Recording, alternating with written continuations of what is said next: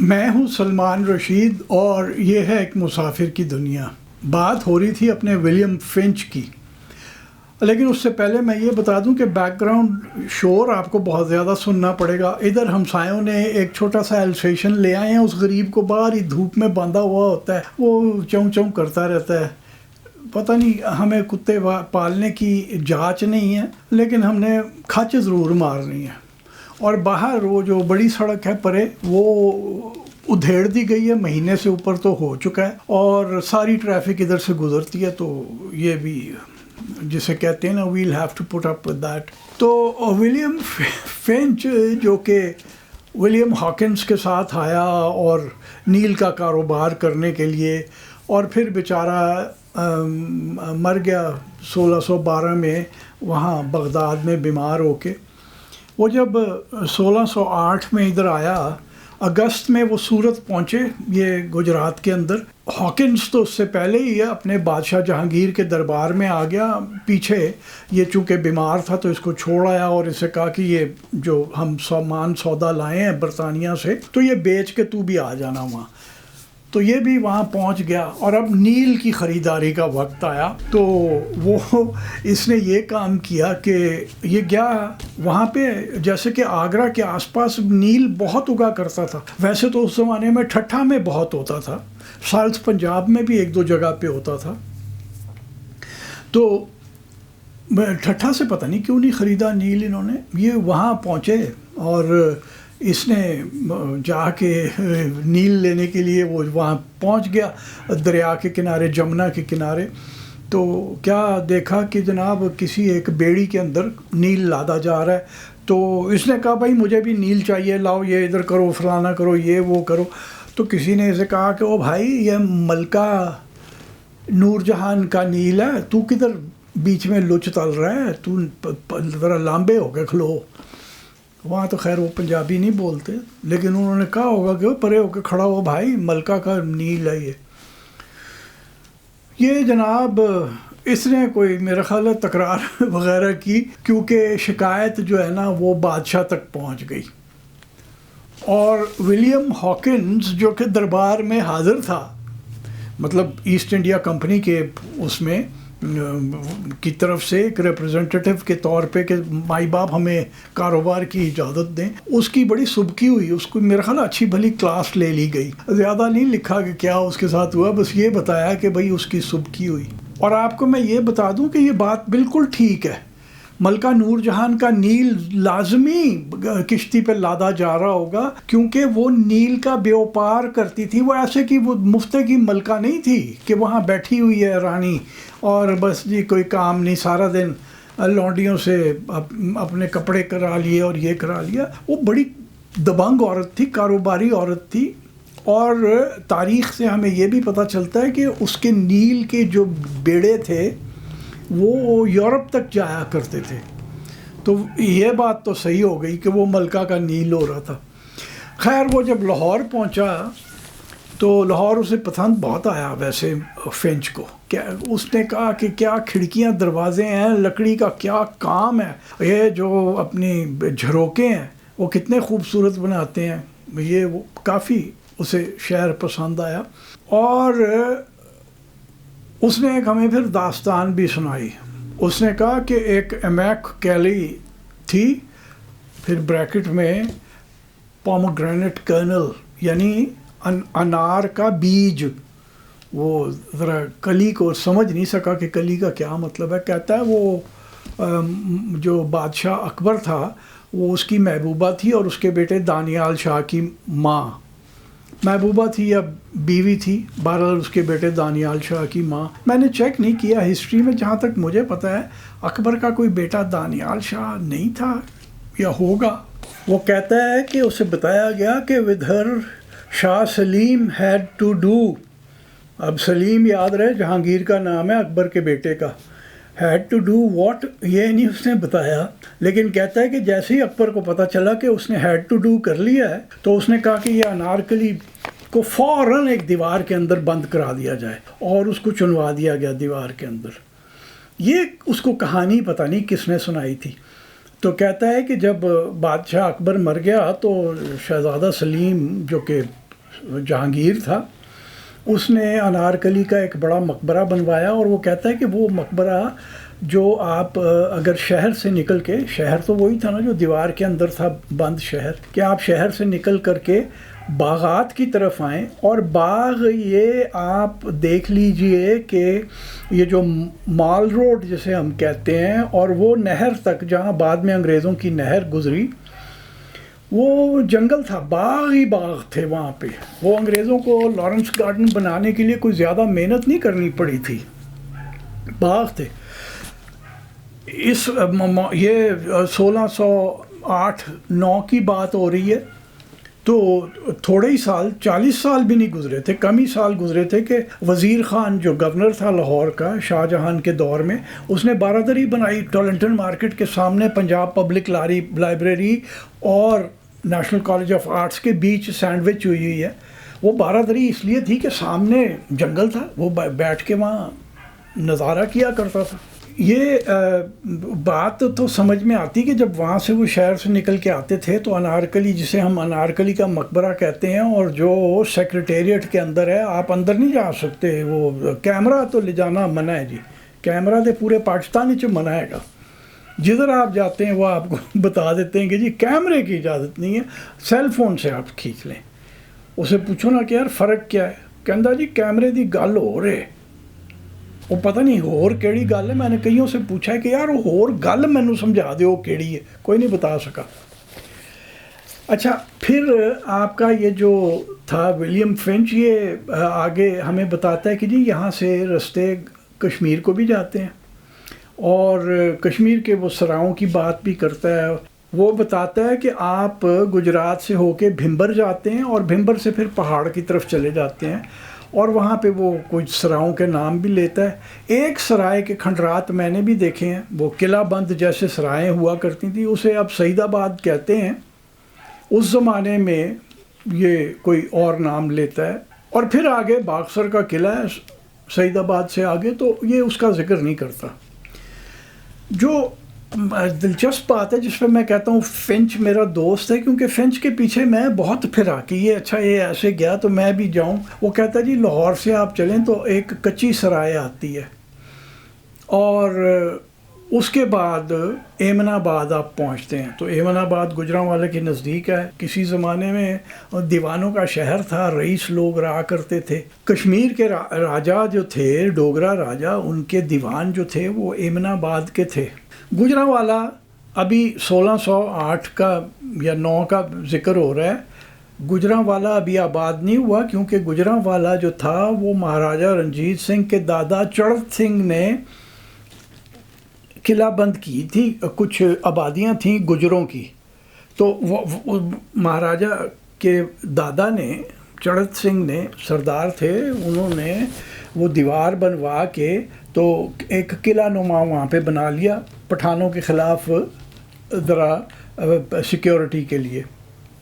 تو گجرانوالے کا ذکر نہیں کرتا، کہتا چیما گکڑ، یعنی چیما گکھڑ، وہ گکھڑوں کا جو، جسے اب ہم گکھڑ منڈی کہتے ہیں، وہ وہاں پہ آبادیاں زیادہ تر چیموں کی ہیں، چیما جٹ جو ہوتے ہیں ان کی آبادیاں. تو وہ اس کا ذکر کرتا ہے. اور پھر وہ ہمیں کہتا ہے کہ جی آپ آگے دریا پار کرتے ہیں چانترو. چانترو کون سا دریا ہو گیا؟ وہ دراصل اس کو جو نام بتایا گیا تھا وہ تھا چندر بھاگ. چناب کا دوسرا نام چندر بھاگ بھی ہے، یعنی چاند سے آیا ہوا پانی، چاند سے آئی ہوئی ندی.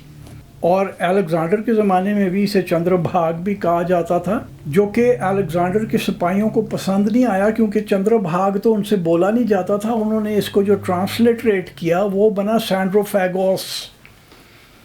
سینڈروس الیگزینڈر کا دوسرا نام بھی تھا. الیگزینڈر اس طرح سے بھی تلفظ بولتے تھے وہ لوگ، یونانی لوگ. اور فیگوس کا مطلب ہے کھانے والا، یعنی وہ دریا جو الیگزینڈر کو کھائے گا. تو وہ بدشگونی سمجھتے تھے الیگزینڈر کے سپاہی، اور انہوں نے اس کو ساندرو فیگوس یا چندر بھاگ کا نام ہی انہوں نے کہا ساڑھے سامنے نہیں لانا بھائی. تو کسی نے ان کو نہیں لیا. وہ اسیکنی جو پرانا سنسکرت کا نام تھا وہ وہی لیتے تھے. پھر وہ آپ کو بتاتا ہے کہ جی آپ آگے آتے ہیں تو خواسپور کی سرائے آتی ہے. اور خواص خان جو تھا وہ شیر شاہ سوری کا بڑا ایک زبردست جرنیل تھا، جس کو روہتاس کا گورنر بھی بنا کے بھیجا تھا، ایڈمنسٹریٹر پہلے، اور پھر گورنرشپ اس کو دی تھی۔ جب وہ یہ کام کر رہا تھا تو اس رستے سے ہی آن جان ہوتا تھا، تو اس نے جس جگہ کا نام اب خواصپور ہے وہاں پہ ایک سرائے بنوائی اور کنواں کھدوایا۔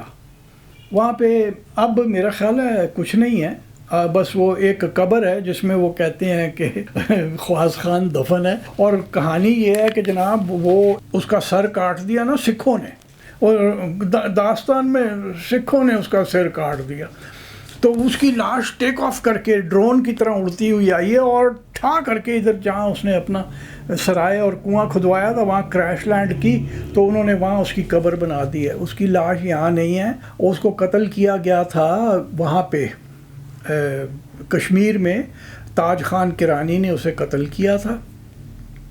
بائی دا وے تاج خان کے اوپر اس کے بڑے احسانات بھی تھے، اسی نے اس کو قتل کیا اور سر بھیج دیا سلیم شاہ کو، شیر شاہ کے بیٹے کو، کہ شاید میری اس سے نا ذرا نمبر بن جائیں گے۔ تو وہ اس نے وہاں پہ اس کی میت لوگ لے کے جا رہے تھے اس کو وہیں دفنانے کے لیے جہاں شیر شاہ دفن ہے، سرسرام ہے نا انڈیا میں اس جگہ کا نام۔ تو وہ لاش گلنا شروع ہوئی تو میرا خیال ہے یہاں اس کی وہ انتڑیاں وغیرہ نکال کے دفنائی ہوں گی۔ وہ ہمیں تو کوئی قبر چاہیے نا متھا ٹیکنے کے لیے، تو وہ قبر بن گئی، پورا گنبد بن گیا ہے یہ جیسا کہ آپ دیکھ۔ اچھا وہ اس کے بعد وہ کہتا ہے کہ جی آپ آگے چلتے ہیں، جیلم دریا کا ذکر تو نہیں کہتا، کہتا ہے لور روہتاس، یہ بڑی جناب شہر ہے، اور اس کے سامنے پہاڑی کے اوپر ایک بڑا عالی شان قلعہ ہے۔ تب نواں نکور تھا، 50-60 سال ہی ہوئے تھے بنے ہوئے روہتاس کو، تو وہ کہتا ہے کہ یہ بڑا عالی شان قلعہ ہے۔ وہ جو شہر کا ذکر کر رہا ہے نا وہ راجو پنڈ ہے۔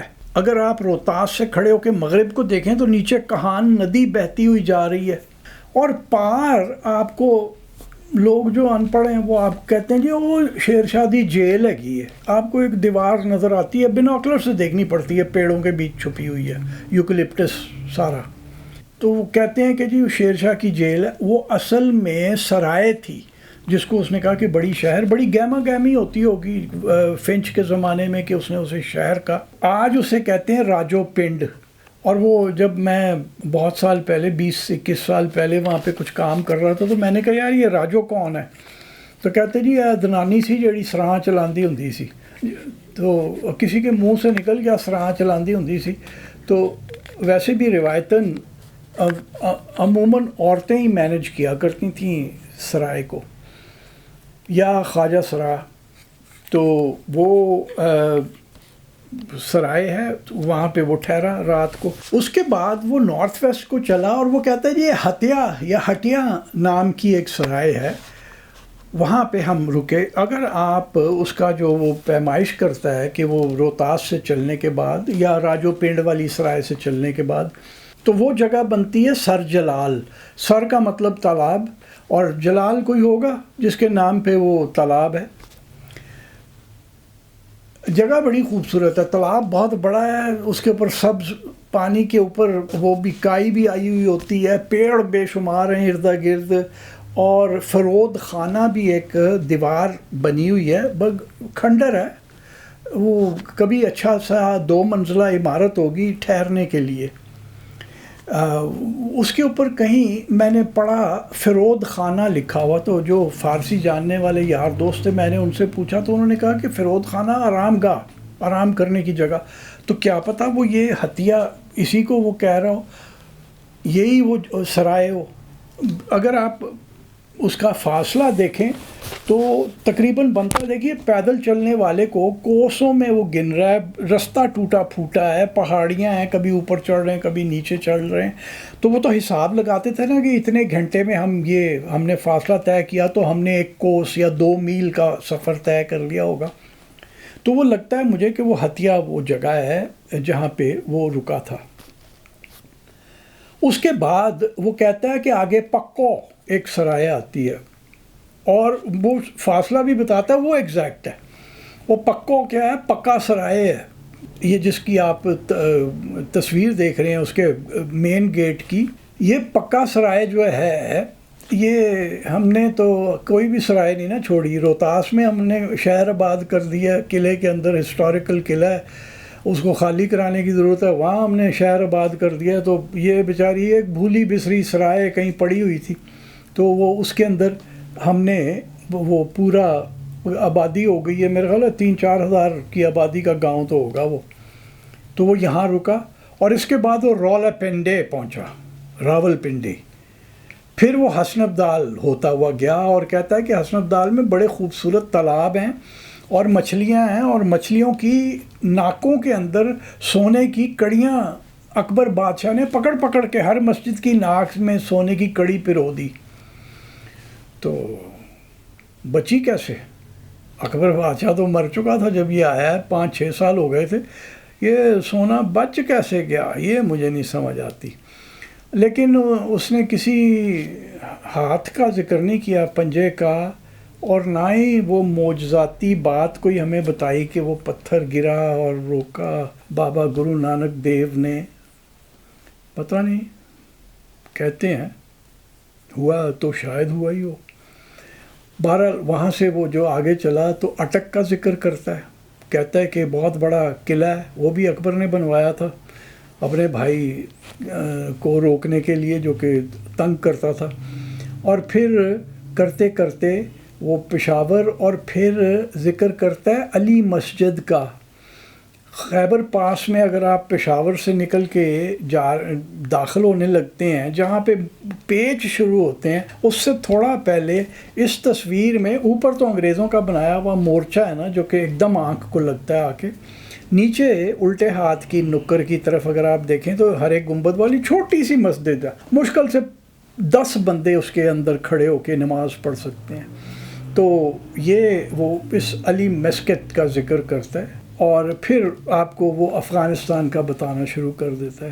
میرا دوست ہے, میں اس کی بتائی ہوئی جگہیں میں نے ساری چیک کی, اور میں سمجھتا ہوں کہ اگر یہ مرتا نا 1612 کے اندر, تو ہو سکتا ہے یہ ہمیں اور بڑی داستانیں سناتا.